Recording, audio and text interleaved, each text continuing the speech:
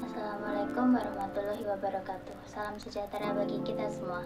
Perkenalkan, saya Ayu Hansorin, mahasiswa program studi pendidikan geografi dari Fakultas Keguruan dan Ilmu Pendidikan Universitas 11 Maret Surakarta. Pada kesempatan kali ini, saya akan membahas dua topik penting. Yang pertama, peran guru abad 21 dalam pendidikan inklusif di Indonesia. Yang kedua, bagaimana teknologi modern dapat mendukung pendidikan inklusif di Indonesia lebih merata dan bermakna bagi semua peserta didik. Guru di abad 21 bukan hanya sekedar menyampaikan materi, tetapi juga menjadi fasilitator, motivator, dan pembimbing yang mampu menghadirkan pembelajaran yang adil, merata, dan adaptif bagi semua siswa, termasuk mereka yang memiliki kebutuhan khusus. Dalam pendidikan inklusif, guru harus 1. Menerapkan diferensiasi pembelajaran, yaitu mengajar sesuai kebutuhan dan kemampuan tiap siswa. Yang kedua, membangun kolaborasi dengan orang tua, psikolog, dan tenaga pendukung lainnya. Yang ketiga, memiliki empati dan pemahaman terhadap keberagaman siswa di dalam kelas. Dalam mendukung pendidikan abad 21, guru juga perlu menanamkan 4 keterampilan utama yang dikenal dengan istilah 4C, seperti yang terlihat pada gambar berikut, yaitu yang pertama, ada critical thinking skills atau keterampilan berpikir kritis, penting agar peserta didik mampu menganalisis masalah dan mengambil keputusan dengan logis. Yang kedua, ada communication, yaitu kemampuan berkomunikasi secara efektif dan jelas, baik lisan maupun tulisan. Yang ketiga, ada collaboration, yaitu kemampuan untuk bekerja sama dengan orang lain dalam berbagai situasi. Dan yang terakhir, ada creativity, yaitu keterampilan untuk menciptakan ide-ide baru yang orisinal dan inovatif. Keempat keterampilan ini membentuk satu kesatuan penting dalam pembelajaran abad 21 yang wajib dikuasai dan dikembangkan oleh guru maupun peserta didik. Selain itu, penting juga untuk memahami kerangka kompetensi abad 21 yang ditunjukkan dalam gambar berikut.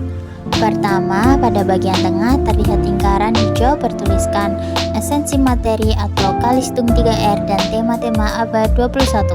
Ini artinya pendidikan tetap menekankan dasar-dasar seperti membaca, menulis, dan berhitung. Namun ditambah dengan tema kontekstual abad 21 seperti globalisasi, kewarganegaraan, dan keberlanjutan. Kemudian lingkaran di sekelilingnya menunjukkan 3 jenis keterampilan penting, yaitu yang pertama keterampilan belajar dan berinovasi. Ini mencakup kreativitas, berpikir kritis, kolaborasi, dan komunikasi. Yang kedua, keterampilan informasi, media, dan teknologi. Ini mencakup kemampuan literasi digital dan penggunaan teknologi dalam kehidupan dan pembelajaran. Dan yang selanjutnya yaitu keterampilan kehidupan dan karir, seperti fleksibilitas, tanggung jawab, etika kerja, dan kepemimpinan. Lalu, semua itu didukung oleh 4 fondasi utama di bagian bawah gambar. Yang pertama, standar dan penilaian, yaitu sistem evaluasi yang mendukung perkembangan keterampilan abad 21. Yang kedua, kurikulum dan pembelajaran, yaitu isi dan metode pengajaran yang relevan. Dan yang selanjutnya, pengembangan profesionalisme guru, yaitu pelatihan guru agar mampu mengajar sesuai tuntutan zaman.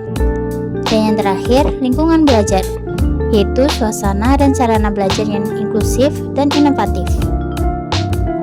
Gambar ini mengingatkan kita bahwa pendidikan inklusif di abad 21 tidak hanya soal akses, tetapi juga memastikan semua siswa tanpa terkecuali bisa berkembang sesuai kebutuhan dan potensi mereka dalam sistem yang adaptif dan berdaya saing. Topik selanjutnya yang akan kita bahas adalah teknologi modern untuk mendukung pendidikan inklusif di Indonesia. Dari data berikut, kita dapat melihat bahwa perkembangan teknologi di Indonesia semakin meningkat. Oleh karena itu, peluang penggunaan teknologi dalam pendidikan inklusif semakin besar. Namun, tantangannya adalah memastikan akses merata di semua sekolah dan pelatihan bagi para guru. Di era digital, teknologi menjadi alat penting dalam menciptakan pembelajaran inklusif. Contohnya, aplikasi pembaca layar bagi siswa tunanetra, video pembelajaran dengan subtitle atau bahasa isyarat untuk siswa tunarungu, dan platform digital seperti Google Classroom yang menyediakan fitur aksesibilitas.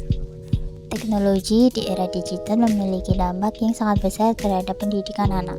Tidak hanya berdampak negatif jika disalahgunakan, namun juga memberikan banyak manfaat positif apabila dimanfaatkan dengan bijak dan tepat. Berikut ini adalah beberapa manfaat teknologi digital bagi pendidikan anak. Seperti yang terlihat di gambar, nomor 1 adalah komunikasi yang lebih mudah. Dengan adanya teknologi seperti chatting dan video call, komunikasi menjadi lebih praktis dan efisien. Anak tidak hanya bisa menghubungi lewat telepon, tetapi juga bisa melakukan panggilan video dengan guru, teman, bahkan keluarga. Ini membantu mempererat hubungan dan mempercepat arus informasi. Lalu manfaat yang kedua adalah meningkatkan peran layanan publik. Layanan publik di bidang pendidikan kini semakin mudah diakses, seperti laporan online yang dapat dilakukan oleh anak atau orang tua secara langsung tanpa perlu datang ke tempat. Yang ketiga adalah akses ke sumber informasi. Segala jenis informasi kini tersedia hanya dalam genggaman tangan. Anak-anak dapat mencari referensi, artikel, atau video pembelajaran dengan cepat. Ini tentu membantu proses pembelajaran yang mandiri dan aktif. Yang keempat, pembelajaran jarak jauh. Teknologi memudahkan proses belajar dari rumah, terutama saat kondisi tidak memungkinkan untuk datang ke sekolah. Siswa bisa mengikuti ujian, tugas, dan diskusi secara daring melalui berbagai platform. Yang kelima, jejaring sosial. Melalui media sosial dan forum digital, anak bisa tetap bersosialisasi, membangun pertemanan, serta belajar kerjasama secara virtual. Hal ini penting dalam mendukung aspek sosial emosional anak. Dan manfaat yang terakhir adalah membangun kreativitas. Teknologi membuka ruang eksplorasi tanpa batas. Anak bisa mencoba membuat video edukatif, desain grafis, bahkan belajar coding sejak dini. Banyak aplikasi dan platform yang bisa dimanfaatkan untuk menyalurkan ide dan bakat mereka. Oleh karena itu, dari semua manfaat ini kita dapat menyimpulkan bahwa teknologi digital dapat menjadi alat bantu yang sangat efektif dalam dunia pendidikan, asal digunakan dengan cara yang tepat dan diawasi dengan baik. Demikian yang dapat saya sampaikan. Terima kasih atas perhatiannya. Wassalamualaikum warahmatullahi wabarakatuh.